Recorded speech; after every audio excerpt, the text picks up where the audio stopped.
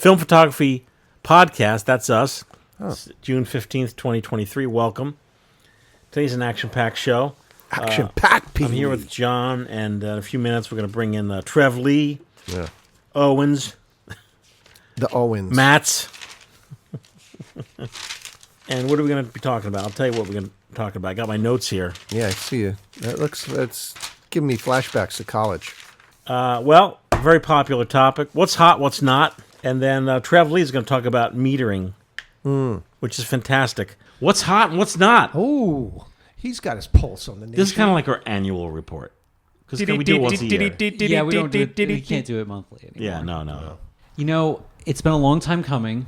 I couldn't wait until it finally, like, the price on them had crusted, and I just started seeing them pack the shelves again. But RZs, prices still haven't figured it out, but they're occupying shelves a lot more. They're not flying off the way they were last few years. How much? The fridge. RBs are back down to planet Earth. They're down in like the 400, 500, 600 for a kit range, you know. So again, still a lot. Still up, but not like crazy. Because I saw some that were going over 1,000, that's too much. That they sold for that, or were asking that much? What they were asking, you know. And for folks who don't know, what's an RB67? Oh, we're talking medium format Mamiya RZ 6x7, not quite square format, 10-shot cameras. Okay. And then RZs, you know, those, I think they had their biggest moments already in like the YouTube sphere, but it became kind of this self-fulfilling thing where a few people started talking about it, and then a lot more people started talking about it, and then it kind of hit this critical mass, and these cameras that were, you know, $500, $600, $700 were approaching $2,000 for these kits. God. Get and out! They're like, you know, they rise like a rocket, fall like a feather is what they say on a lot of the used camera market, and there's other markets that do that too. But those have finally started like kind of waning down. I'm seeing a lot more. It's sad to see, but I'm seeing a lot more of the Hasselblad 500 series kind of just chill out on shelves. And of course, I'm gauging this on my local Columbus market and any other camera shops I go visit. I also check out local auctions. Those are really dangerous, going to those, because you leave your credit card at home. Yeah, you start getting ideas, you know, and just buying random shit. Yeah. How much is that's a C500? How much are 500C? those? So this is the Redhead Stepchild 500C. You know, okay. It's the original with the non-changeable screen. So like, you could probably get this kit now for $800-900, but if it was really clean, just CLA'd and maybe nicer glass, you might still be paying $1,100-1,200 for it. But that's a lot considering, so that's why they're hanging out on shelves. So where would you send a Hasselblad to get CLA'd? There's only one guy.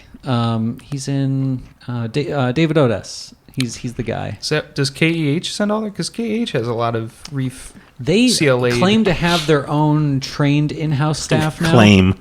Well, I say claim. I don't know. Yeah. But they're huge now. They're they're a giant Amazon warehouse now. So yeah, they have a bunch of different in-house repair people, but I'm not sure what all that entails because it's kind of a blanket at this point. Yeah, medium format.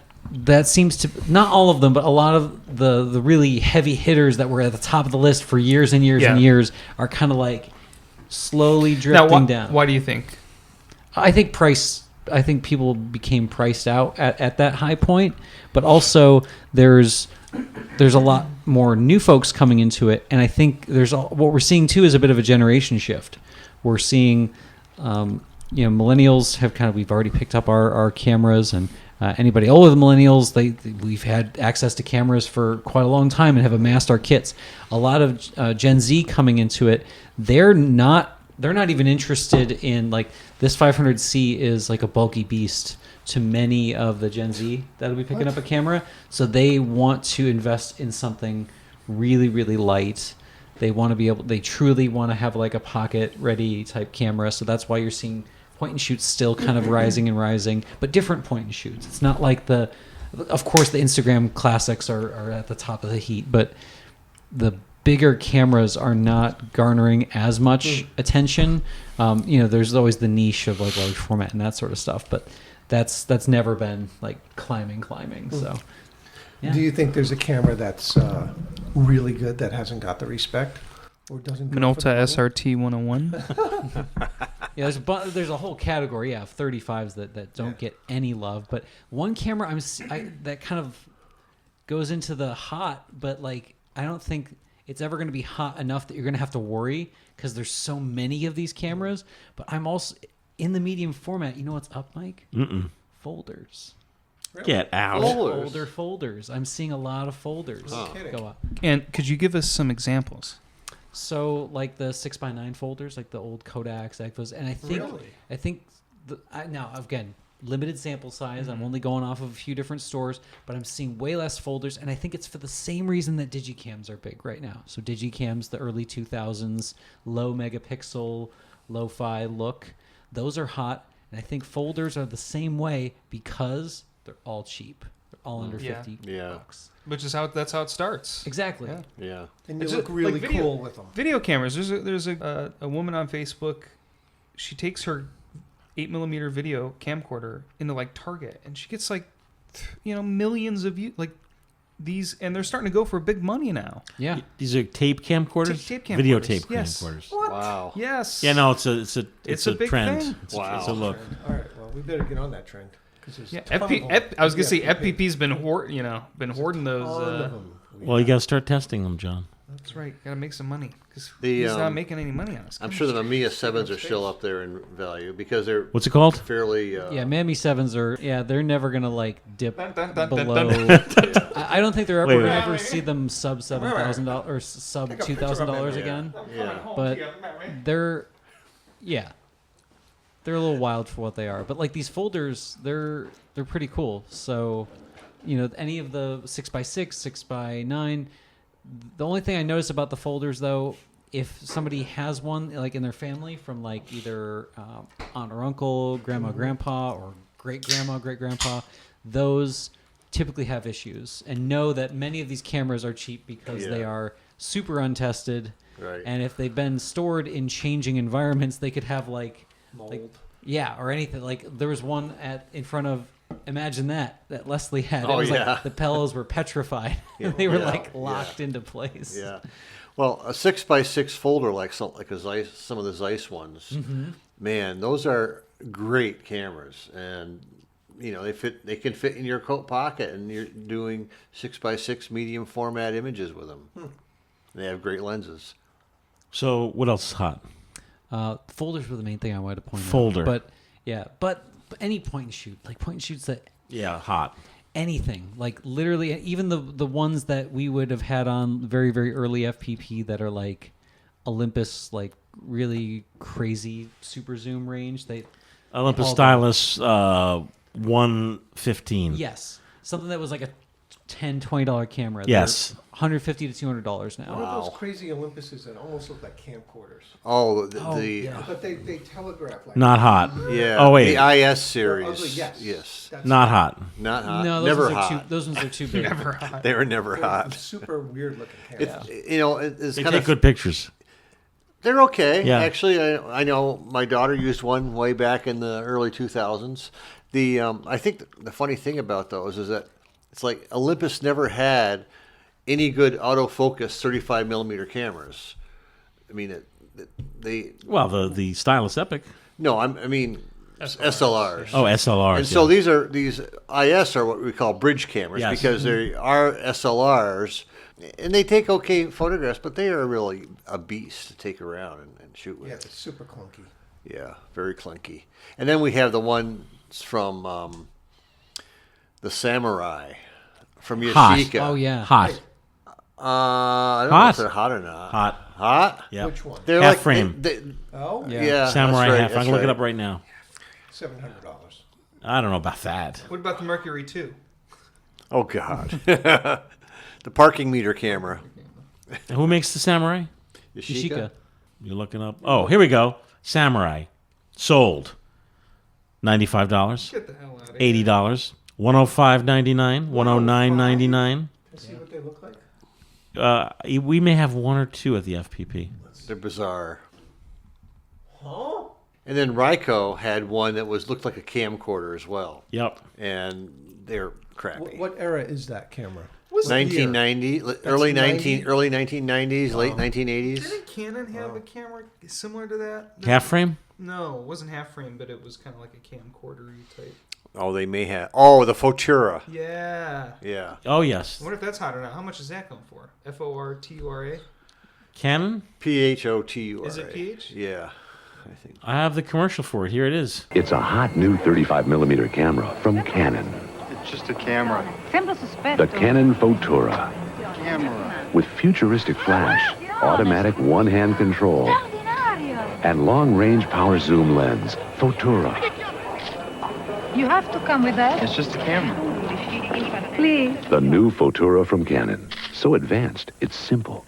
Untested, $17.95. Works. New battery film, $24.50. Tested, bag, manual included, $60. This is the Canon Futura. Photura, folks. Oh, yeah, it's disgusting looking. It's really goofy looking. There it is, yeah. Oh, gross. The cap is part of it. It, like, pops out. Yeah. Oh my god. But once again, It looks like it should be in the movie Tron. takes good pictures. Hey, that was a good movie. So, what do you have? What's Shaped not? like the movie Tron. I know. We have one more that's hot. I have one more hot, Okay. and I'm just calling it now, calling the shot. John Fideli.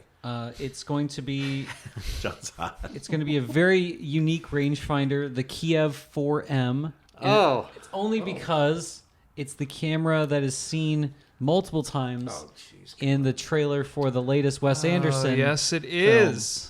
What is the film called? The latest Wes Anderson. Space Quest? Asteroid City. Asteroid City. What is it? Asteroid City. Shot on film. Shot on Aeroflex and Kodak Motion Picture This is Film. Wes Anderson, His latest flick. and there is Bill Murray in it. No Bill Murray. No Bill Murray, but there's a lot of heavy. But you're saying Tom this is the one Hanks. Tom Hanks plays the Bill Murray role. Basically. Yeah. Jeff Goldblum. But yeah, Oh, okay. Jeff lots. Goldblum in it? Oh, he's in it. Lots of this Contax camera. In I'll watch action. anything with Jeff Goldblum. I think in the movie it's called something else. Yeah, it's called the Muller-Schmid Swiss Mountain camera, but it's a Kiev 4M. Do you know who's going to be thrilled to see that camera in that movie? Uh-uh. Your buddy Sam Sherman. Hey, Mike, Sam Sherman. Okay. He loves any kind of Russian camera. So those are going to start getting interest, and then people are going to use it, and then the interest will drop out. How much are they? I wonder how much are they going for right now? It's already too late, guys. Oh, really? God damn it! Well, no. If someone's listening to it now, like it's too late. Well, what's the price range? Kia 4Ms, those should be under $100. Yeah. But they're not. They might not be now. 4M. I mean, is it a very distinctive Wes Anderson looking camera? Yeah. Yeah. Yeah. Because it's very utilitarian looking. Because I'm sure a lot of hours went into choosing that camera. So before it gets all Wes Andersoned out, the ones that are regional, not from Ukraine, are over $100 already, and they could be way more by the time this airs. Have you ever shot with one of those? I've seen them come into Midwest because everyone looks at it and assumes it's a like a Leica or a Contax. Contax, yeah, and it's not. But as far as like functioning, they function really well. I mean, it looks gorgeous, but it does look like a Soviet-made camera, which I think I would like that more than A Contax 2A, the late 50s, the 50s model, is a wonderful camera to shoot with. It's got that big, the rangefinder base is wider than a Leica, so it's more accurate. But they're really great lenses, and they were basically what the Nikon S rangefinders modeled after. I was gonna say the lenses have the same vibe as the Yeah. S on there. Yeah. Yeah. Some Polaroids very hot. really All the SX70 Alpha hot. still hot. Those are Yes. still hot. The Yeah, they go for SLR 680 hot. Never been hotter. Wow. But the Polaroid one step the 600 standard black, Not Dead. not hot. $20. Nobody wants them. Pack no, film. Not even for that. Pack cameras. In a Door box stops. with original manual and So stuff. sad. $20. Ugh, so Pack sad. cameras, Plain nothing. Pack Door cameras. stops. 126 cameras. Hot. Not hot. not hot. Well, not hot. Never hot. Never hot. How dare you? Those are good. Those are good cameras. Yeah. Well, there's no film for it, so. Camera. There Well, you go. I will tell you what we sell a lot of, and that is our FPP camera hack Camera hack. For 126. 126 to 35 millimeter adapter. They go out every day. Are they still? Are the guys in Italy still making those? Camera hack, Camera hack? Italy. What about those? Yeah. Camera hack, Italy. Camera hack. Camera hack. Hack. Camera hack. Yep. We also carry the 120 to 116 adapter. 110 still popular? 110 still popular. Yeah, because I feel like that sells out all the time. 110 film. Always selling. And the 110. price has been going up. Are they popular? No. So when I think of a 110 camera, I just immediately think of Michael Landon and the Pocket Instamatic. the Telly, 608 yeah. Pocket Instamatic. See this little baby? No other pocket camera does what it does. It's unique because only the new Kodak Extralight cameras have built-in Sensolite flash. Sensolite flash turns itself on and flashes automatically when you need more light. It even turns itself off. You'll never worry about flash again. These new cameras with Sensolite flash are the easiest to use Kodak pocket cameras ever. I trust my stories to cameras and film from Kodak, America's storyteller. $17.99 sold, $4.99 sold, $10 sold. I don't know what's going on here. $40 sold, Ooh. 99 Box, cents probably. sold, Tell you what, I got a big collection of flip flashes. 110. Yeah, so do I. But film is readily available, and I think there are just enough people who just love 110. 110 is great. Lomography still produces 110. They even produce 110 in their specialty films like Metropolis 110, Yeah. Purple 110, E6, they've got slide. Color Slide, Red Scale 110. I mean, it's amazing. That's crazy. They're fun. And hats off to the wonderful people at Lomography for keeping 110 film alive. Yeah. Yeah. They don't have to. No. No. My only criticism with the 110, the E6, is that they don't make slide mounts for them anymore. That's not their fault. No, but You can't find them on eBay? Very difficult. I've never been able to find. Not Can you read 110. Imagine That? Does Imagine That have any? Oh no.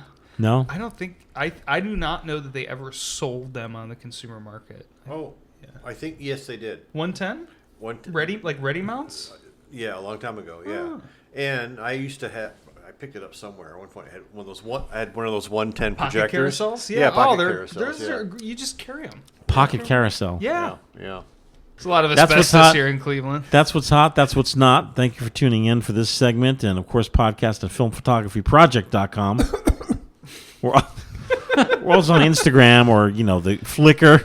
What? What's that? We'll be right back. You know, it's such fun to give somebody something they've never had before. It's what I got from my wife. Something so new, it wasn't even around last Christmas. It's the Kodak Pocket Instamatic camera. There it is. No, it isn't. Where did I put it? Got to see this camera. It's about, that big. To load it, you just slip in a film cartridge. She's going to love it if I can find it. The great thing about it is it's so small, fits right in your pocket. It's even smaller than I remembered it being. Now I can show you how great it is. You can carry it with you wherever you go. It's easy to load. Maybe a small camera, but it takes big, sharp, clear pictures. Look at these. Aren't those great? The Kodak Pocket Instamatic camera starts at less than $28. The complete outfit's a little more. Just tell them to remember which pocket they put it in. The Kodak Pocket Instamatic camera. Hey, while we're on a little break here, you know what I have in front of me? I only ate one packet of them. What? Fig Newtons? This is Girl Scout cookies.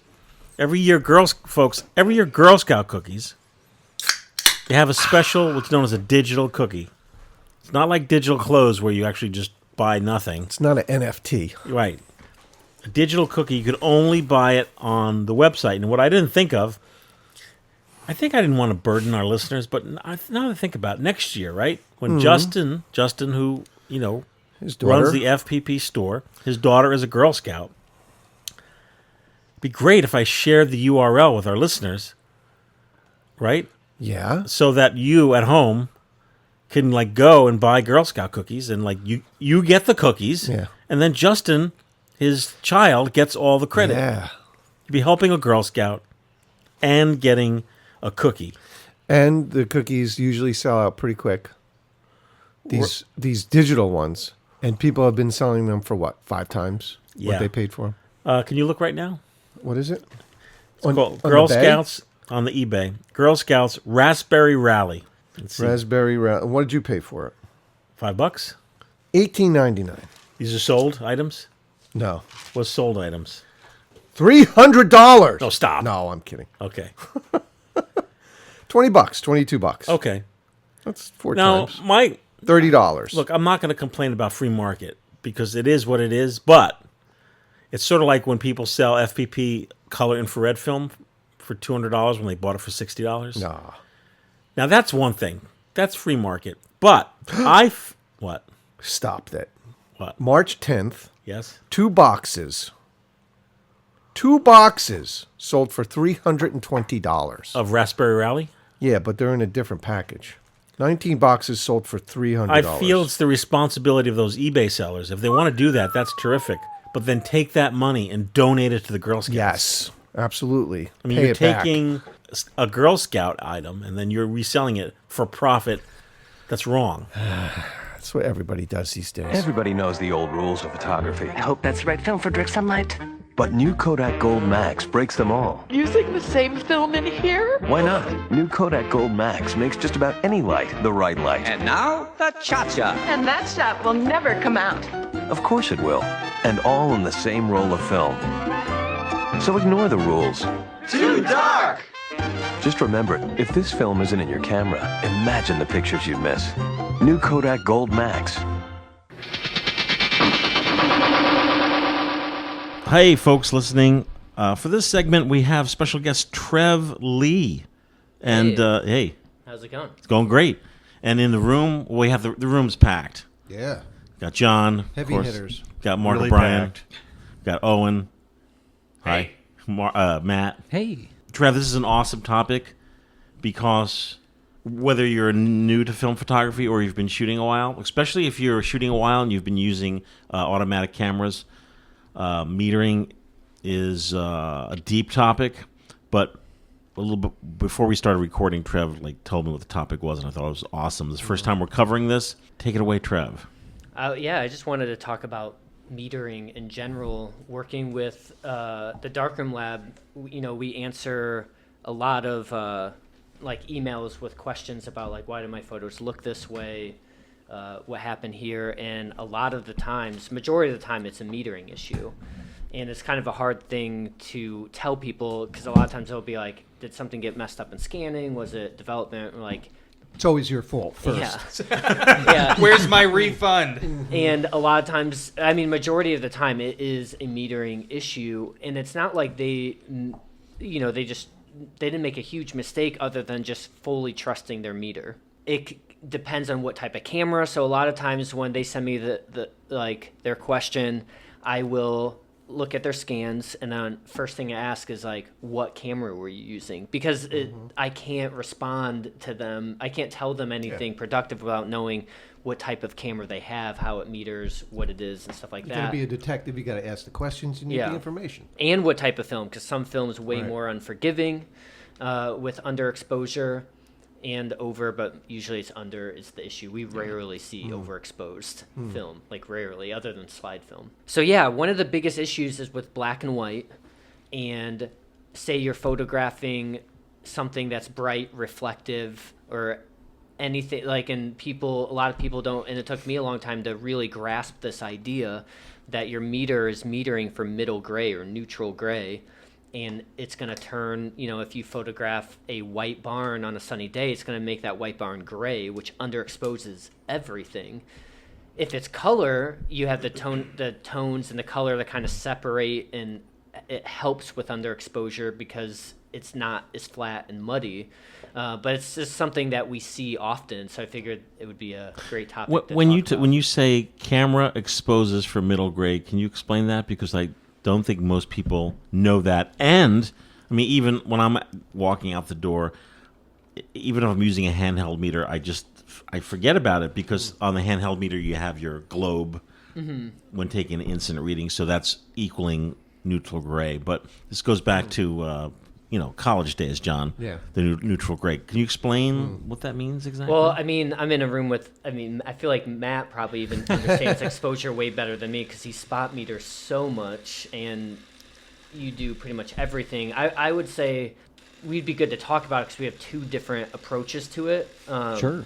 I shoot with a lot of cameras that have in-camera meters, which is where we see the issues. People that have meters have more issues with metering than people who don't have a camera with a meter in it. And it's because you could have the most advanced camera. You have a Nikon F6, a Canon 1V that have spot metering, matrix metering, equivalent center weighted, all the different options, but if you don't know how to use them, it's useless. It's useless. And like you said, metering for neutral gray or middle gray or whatever, in general, like your in-camera meter is trying to give you a middle gray. It's set for middle gray. Yeah, set for middle So gray. when that customer who's shooting, let's say, a completely white wall with a person standing in front of it, the camera sees the white wall as neutral gray. Therefore, the exposure is not correct because of that. Yeah, and you know, we even see this with portraits, and a lot of times if we know someone who is avid portrait photographer, we often recommend an incident meter because your in-camera meter is reflective. So it's just reading what light can reflect off of. So Matt, you can't see him right now, Matt is wearing a black jacket. So if I took a reflective meter off of his black jacket and I used that, it would most likely overexpose. Everything's gonna be blown. Yeah, because we're slightly fair skinned, so it would, like, my wife is really fair skinned. So when I meter for her, I know that I need to open up a stop or two or I will underexpose her. So I was always taught meter for the face. Mhm. So if you're taking meter, especially with a reflective meter in a camera, you're going to meter his face. Totally. Get close. Reframe your shot and then shoot. Yeah. Yeah. That's going to be a much more consistent way to go, especially with extreme contrast. So like really dark darks, really reflective, or really bright brights. So, but what Trev was bringing up makes a lot of sense when you think about it, that the more advanced and like integrated your camera is, it can be really easy to just kind of lean on that meter because it's giving you great stuff. You put complete faith in it. Exactly. But if you start with a manual camera, you know what you're getting into. You probably look up a table on Sunny 16. You're probably like, okay, you're thinking a little bit more about it because it's on you to do that versus the camera. So you also mentioned something like a more really advanced camera, like those Nikons with the matrix metering and the Canons. Spot metering in those is great for like less than 5% of situations. Oh yeah, I know. Most of the time, like if you see that little one dot in the center, you're in trouble, especially if you start looking at really reflective things or really, really dark things. It's good for reference, but that spot meter can really, really get you in trouble. You have to really know what you're doing if you're shooting with a spot meter. Yeah. Because, like, we run into issues with people who are taking photos in a snowy scene. And, you know, that's a bunch of reflective white. So it's gonna... you got to be really, really tight where you put that meter. And it also depends on what you're working with. So a camera that has a spot meter, it's probably like a 5 degree. You know, so it's like a very sharp angle towards where you're coming in. It depends on what your lens is. If you have like a big zoom lens or you have a wide angle lens, like don't spot meter with a wide if you angle. have the spot meter, what's the best thing to do? Do you take a reading at several different Well, areas? there's no... Hope there's a gray card. Well, yeah, you would use a gray card. You buy a gray card, by the way. Yeah, you buy a gray card, or you honestly, like, I wouldn't recommend only, like, I don't think there's any camera that only has a spot meter that I know of. No. They mostly have the... Yeah, if there's a spot meter, they have the option for other stuff. Okay. And usually it's only, it's usually professional cameras.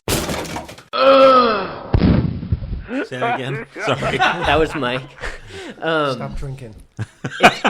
If the camera has a spot meter, it's professional. Yeah. Like I have a Canon Rebel T2. I have a Elan 7.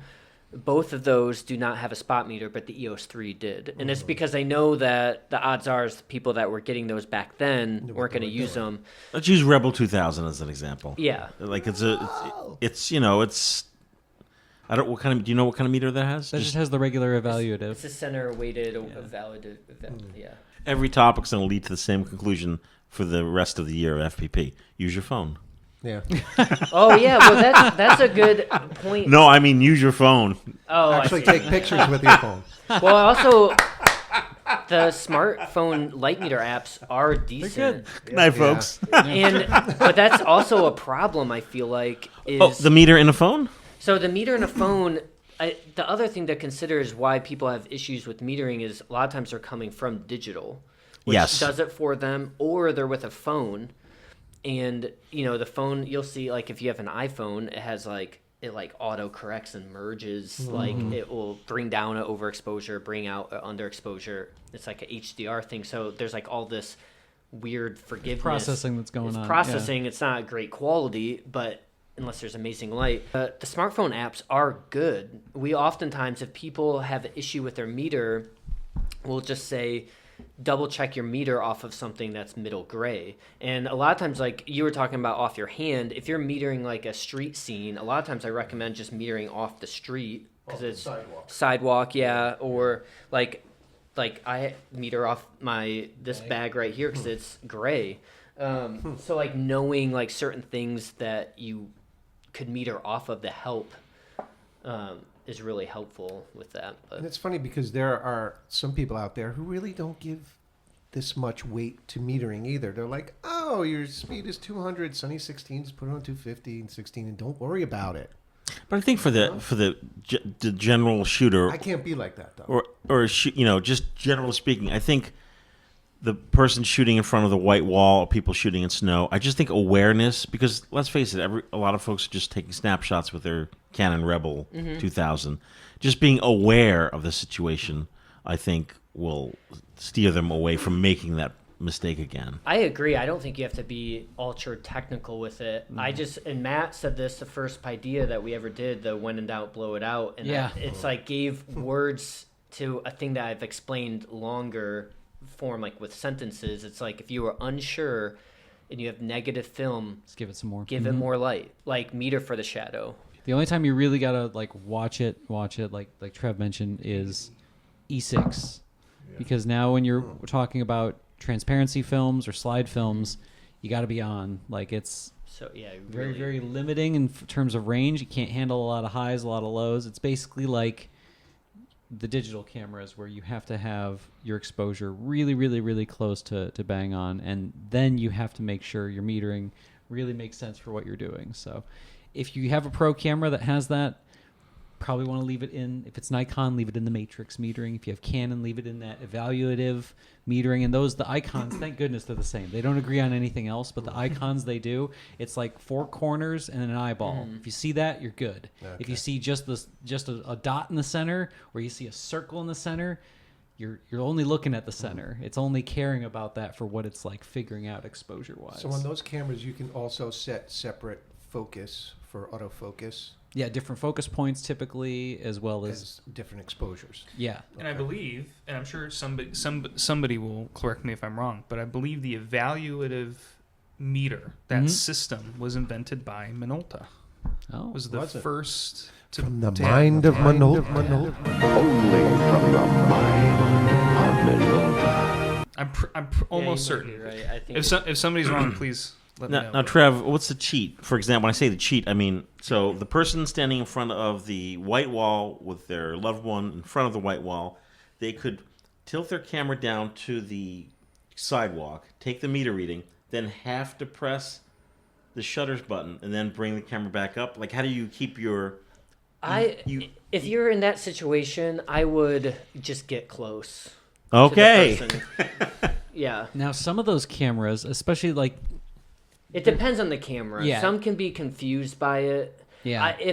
If I was using this Canonet right here, which you can lock metering with, I would just meter at the feet and just go up there, or I would open up a stop and a half or something like that, because that's if I have negative film, like which I'm typically shooting with. I just always err on overexposure.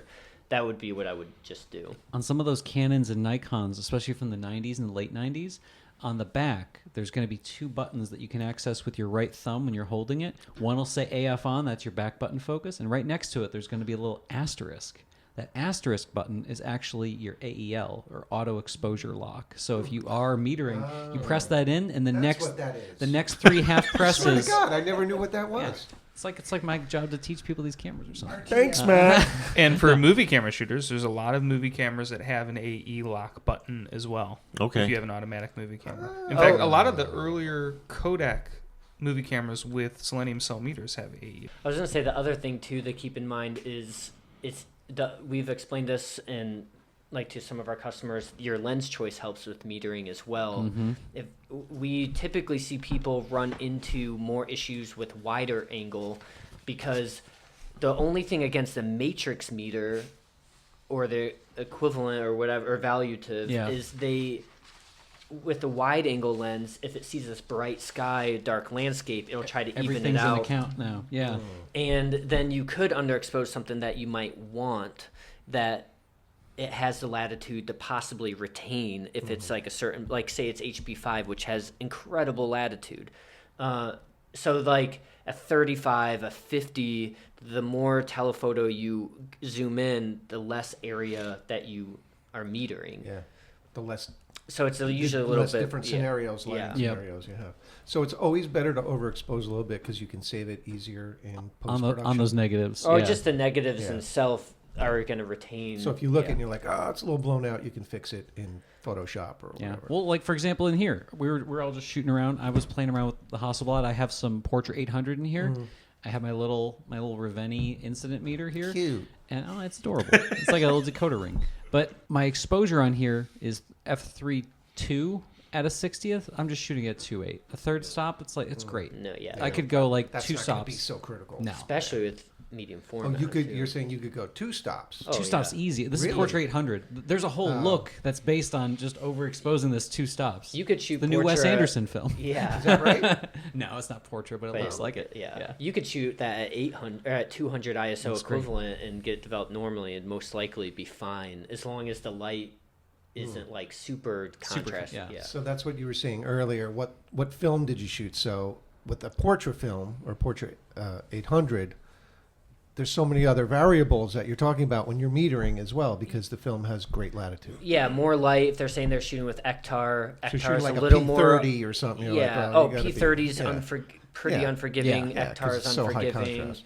There's some that are like HB5 is very forgiving with overexposure, but if you underexpose it, it is very muddy. So it's like that's where and that's the same with like Delta 3200. I love that film, but if you underexpose it it's not at all, gray it's and so that's where it's like getting to know, and that's also a lot of times we'll just say shoot this like 5 rolls all through the same camera, get to know that film, get to know that meter, because some cameras function a little differently as well. Yeah. If you can afford it, yes. Yeah. If you're shooting the same camera and you're shooting the same film stock, get used to that, and that will help your photography as well, including with the metering. Whereas if you keep jumping into different stocks and not not shooting at box speed and but that's yeah, a whole That's nother a whole nother topic. monster. Yeah. So metering wise, of course, you can find Trev Lee at thedarkroom.com. On Instagram, it's at the Darkroom Lab. If you have any questions about anything, of course, podcast at filmphotographyproject.com. And The curly over there? we could talk again about it, but I think we covered it for now. Metering. Yeah, and if you ever have any questions, we have a great blog that Matt was part of. Oh man, that was forever ago. It was a long time ago. You did spot metering. Yeah. We had There's a blog at the on the Darkroom. Yeah, we go over incident meters, spot meters, smartphone, darkroom.com, folks. in camera. When I was teaching my class, I was searching a topic and it came up to darkroom.com. So Got it all. yeah, it's really, really great information there. Or you can call Trev at 555 555 5555. Right. Okay. Introducing the amazing Minolta Maxim, the world's easiest SLR, because it alone has built-in automatic focusing. Look, Maxim's autofocus lets you get perfect shots before others can even focus. Change lenses. Maxim again gets the shots that used to get away. Only the human eye focuses faster. Minolta Maxim. Only from the mind of Minolta. Hey, we're back. So, folks, I didn't mention, but I should mention. So, filmphotographystore.com. I'm sure a lot of people listening to this broadcast go there. A miraculous thing happened a few weeks ago, and that is I went in on my desk. I had all the papers in front of me. I went through all the Kodak pricing. And Mike Rasso, the boss, the money man. And I repriced all Kodak products. What? Lower. Really? Yes. What are you, nuts? Lower. You sure you're okay? I'm fine. Okay. What happened was last year there was such a shortage of color film that retailers started jacking up the prices. Yep.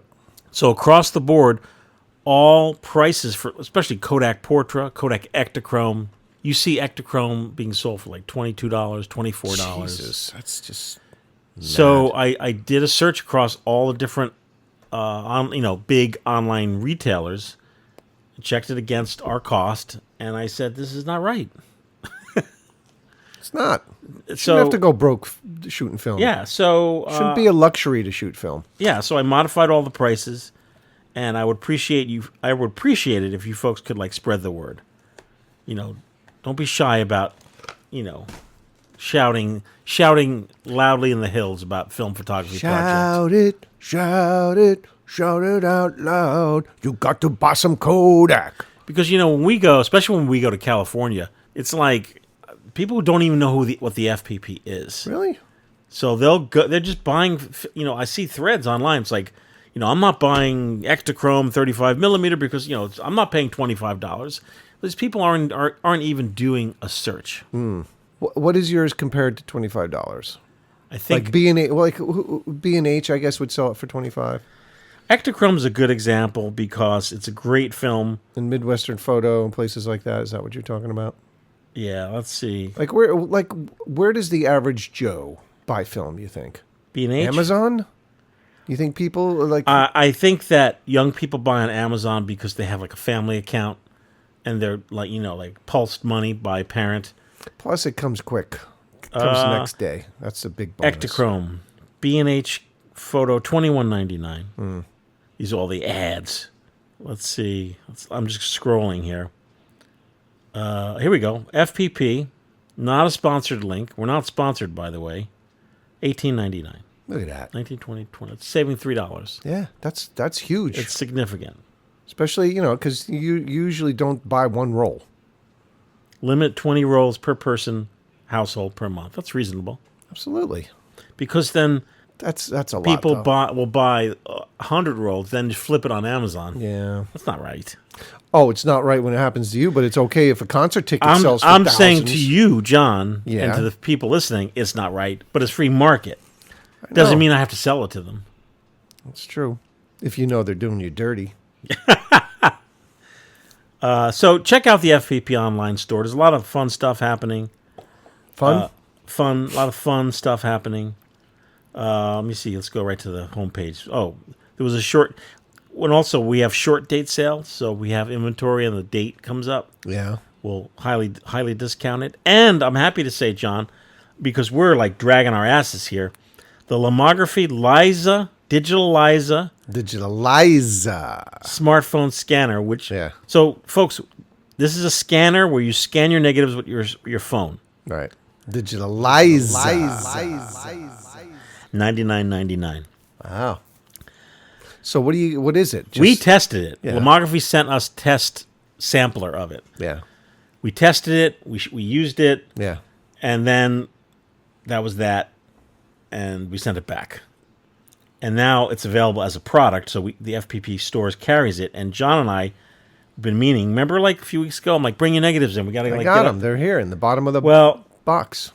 Look, Lomography has Lomography. This is available at the FPP online store. There's a beautiful video on the product page.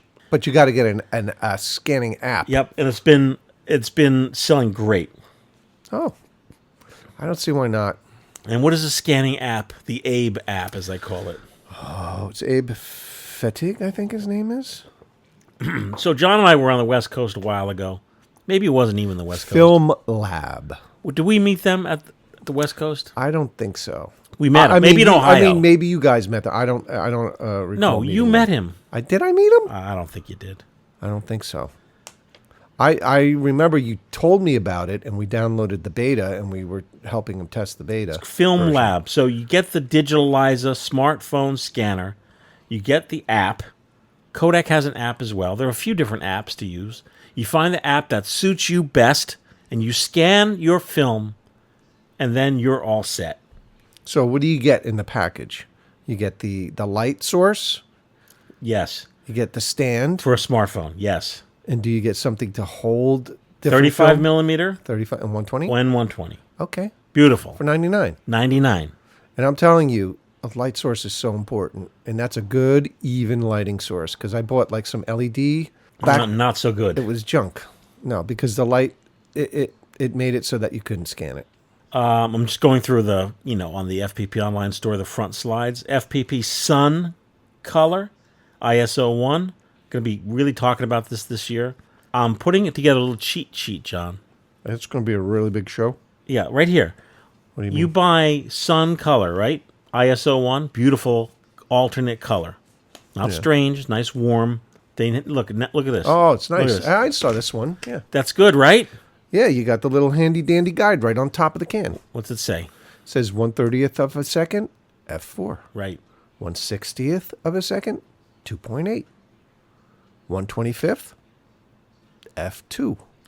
Yeah. So, people, I get it. I get it. Because it's intimidating. Because you're just like, oh, what is this one? What do I do with one? One is the loneliest number.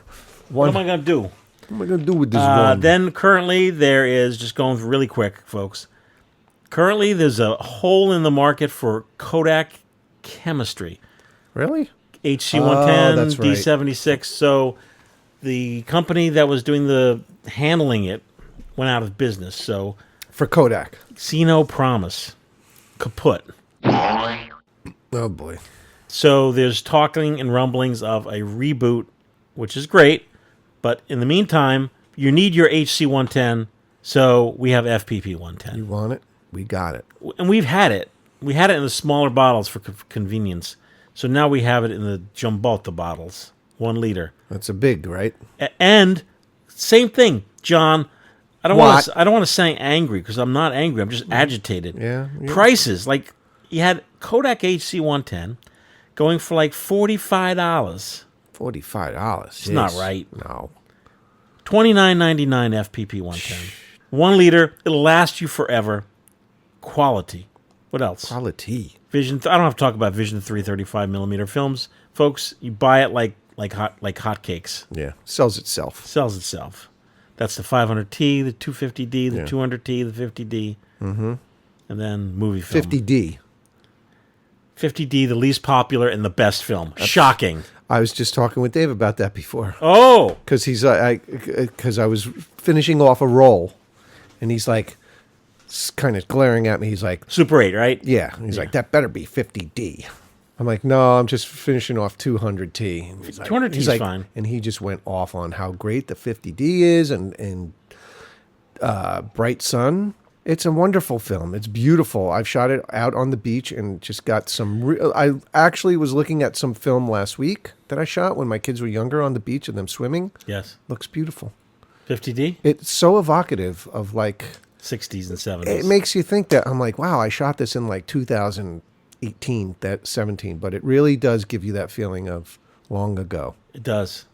50D, sun, gorgeous. Yeah. 500T, Bright Sun, not so good.